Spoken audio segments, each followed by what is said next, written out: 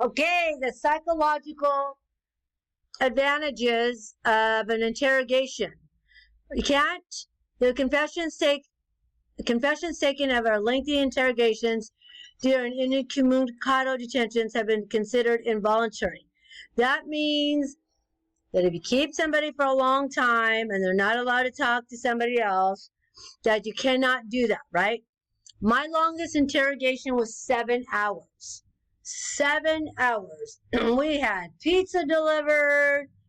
We are in there a long time, okay? The guy finally confessed to a drive-by shooting up by North Modesto. Back in the day when I was working gangs again, DOTN, Devils of the North, were involved. So, they are limited in interrogations. What I want you guys to do here is I want you to find, next slide, here we go. Under Miranda versus Arizona, a custodial interrogation is inherently coercive, okay?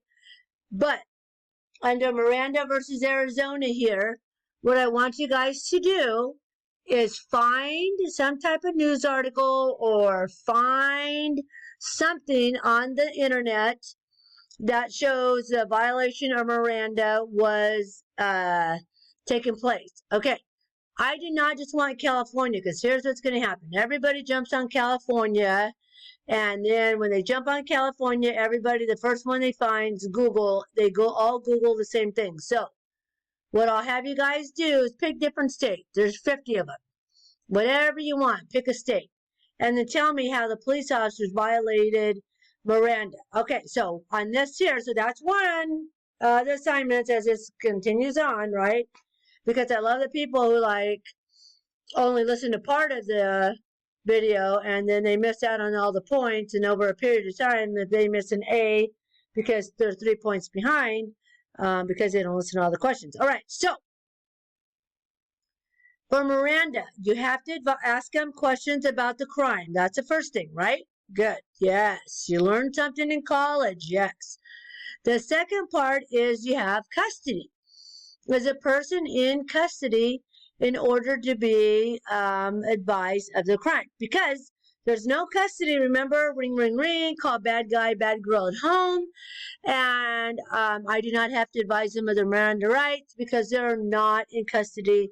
They're on the phone and they can give up something. So there's not a custody and you're not putting them there. Okay, so looking at these pictures.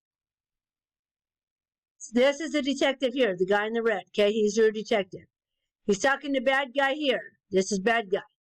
Is there a custodial issue here? The detectives already wrote Miranda versus Arizona, and he's asking them about the dead body that they're going to find in the woods here, okay? Is there a custody issue? Same thing here. There's an officer, right?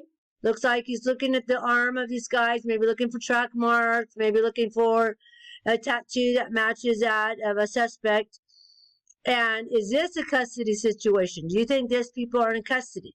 And if they are in custody, do they have to be advised in Miranda versus Arizona? So please, when you respond to these questions, please put picture of, and some students are great. Some students will just copy and paste this and answer the questions. You got to love that. So they're not saying, detective asking questions of the guy looking for the body in the woods. And then there's like, got the picture. I'm like, oh yeah, that's what it is. And my question, okay? And so then we got that one here. This one here is a little hard to see. Let's stretch it out a little bit here just for the purposes of this. All right, here's a bad guy here, right? He's handcuffed. Looks like everybody's just hanging back doing what they're doing. So, do we have custody in that aspect there? Is there custody that's going on there with the suspect? Is that happening there? You let me know. Oh, my goodness. Now, there we go. Okay. Let's move on. So we talk about the twofold purpose in establishing Miranda rule to ensure that suspect was adequately and effectively advised of her rights. We already talked about that. And to ensure that the exercise of those rights were fully honored by the police. So, here's what happens here. You advise somebody in Miranda, and it's like, do you understand them? Oh, I guess so. And now you're like, oh my gosh, I'm going to ask you about these horrible crimes. And now do you have a valid waiver? Was it fully honored? I guess so. What does that mean? I guess so. Oh, do you want to go shoot up the bank? Oh, I guess so. Is that yes or no? Do you know what I'm saying? Do you want to eat 1,000 snails? Oh, I guess so. Is that yes? Is that a voluntary? Or can that be considered maybe not voluntary? So you have to fully honor to make sure you get it on tape. Make sure you have. Does that mean yes? Or does that mean no? I can't take, I guess so. There's no head waving or anything like that. You got to get a admission. And if they say no, right? Boom. You cannot continue on and ask them questions about the crime unless it's a public safety exception, and you will have to prove that if we don't get this information from the suspect, people are going to die. Okay, you got to get that information one way or another. So when Miranda applies, we already talked about in custody, freedom to move in any significant way. So when you're answering your questions, back to this slide, right? Look at this slide. Okay, remember. All right. Acceptance to Miranda. Ooh, look, here it is. Public safety. So, or covert, undercover interrogations, right? Where you're trying to maybe sneak in an undercover officer in the jails in order to obtain some type of confession from a suspect. So, New York versus Quarles. Give me a little couple of sentences. Your understanding of it. Do not copy and paste it. Okay? Do not copy and paste it.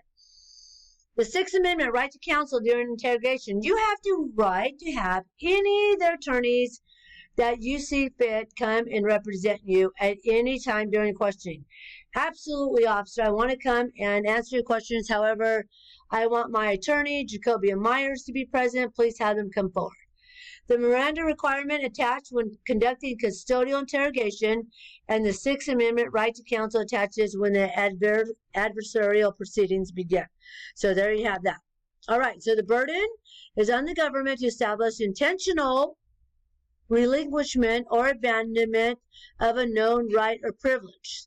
Tell me what you think that means. Tell me your understanding of that. Use your book if you have to.